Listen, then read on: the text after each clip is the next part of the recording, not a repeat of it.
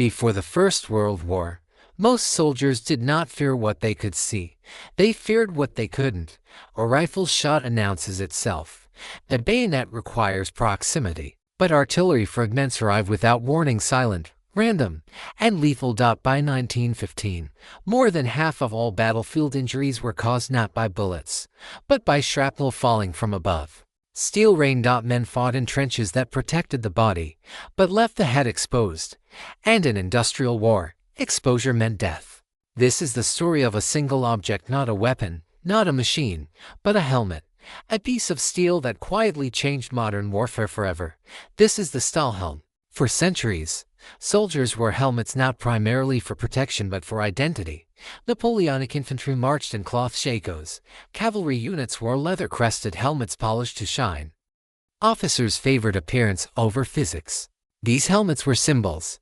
They told you who commanded, who belonged, and who deserved respect. But they were useless against modern explosives.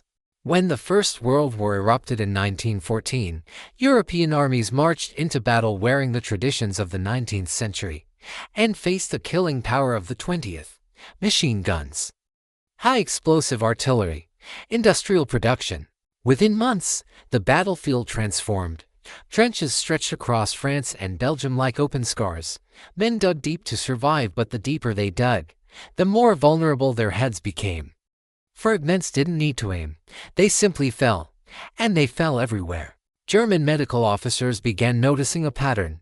Soldiers were surviving massive explosions only to die from head wounds caused by small metal fragments. These weren't direct hits. They were secondary effects. Shell casings, steel debris, shattered earth turned into knives. The human skull, designed for survival in nature, was never meant to face industrial fragmentation. The German army needed a solution, not a decorative helmet, a scientific one. In 1915, the German army turned to physics. The project was led by Dr. Friedrich Schwerd, a professor of ballistics and materials science. His approach was radical for its time. Instead of asking, "How should a helmet look?" he asked, "What actually kills soldiers?" The answer: downward falling fragments at unpredictable angles. Ford designed a helmet that worked with physics, not against it. The Stahlhelm featured a deep bowl shape to cover the temples and skull, extended sides to protect the ears, a flared rear to shield the neck, sloped surfaces to deflect fragments instead of absorbing impact. This was not medieval armor. This was applied science. In 1916, the Stahlhelm was issued to German troops on the Western Front. The results were immediate. Head injuries dropped dramatically, not eliminated but reduced enough to change behavior.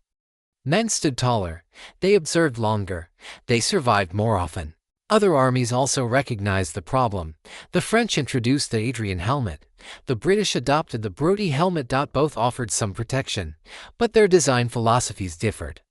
The Brodie helmet was wide and flat, excellent against vertical fragments, but poor against angled impacts.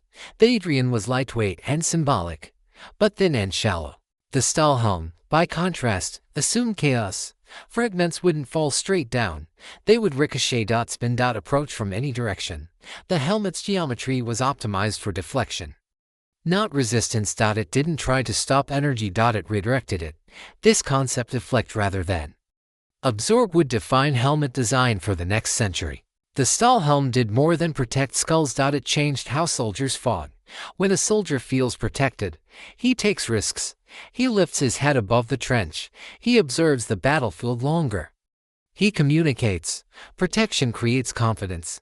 Confidence creates initiative. And initiative wins battles. The Stahlhelm did not make soldiers invincible, but it gave them something just as important: time. Time to react. Time to think. Time to live. Over time, the Stahlhelm became more than geared. It became an image. Its silhouette, angular, heavy, unmistakable, was reproduced in posters, photographs, and propaganda. The helmet came to represent discipline. Endurance. Industrial efficiency. It shaped how the world perceived the German soldier. This is material culture at work. Objects don't just reflect ideology, they reinforce it. After the war ended, the Stahlhelm did not disappear. It evolved. It influenced helmet designs across Europe. Its principles carried into the Second World War. Its geometry echoes even in modern combat helmets today. Kevlar replaced steel, composites replaced iron, but the idea remains unchanged: survive fragmentation, protect cognition, preserve the soldier as a thinking asset. Modern warfare still rains fragments from above. And soldiers still wear solutions born in 1916. The Stahlhelm was not a weapon. It didn't fire a shot. It didn't win battles on its own, but it allowed men to remain alive long enough to matter. In war, survival is strategy, and sometimes the most important innovations aren't the ones that kill but the ones that prevent death. This was One Gear, and one word. Welcome to War Gear Archives. If you want to understand war through the objects soldiers carried, not just the battles they fought, subscribe to War Gear Archives. In the next episode, we examine another invention that changed warfare, not by striking the enemy but by allowing soldiers to breathe.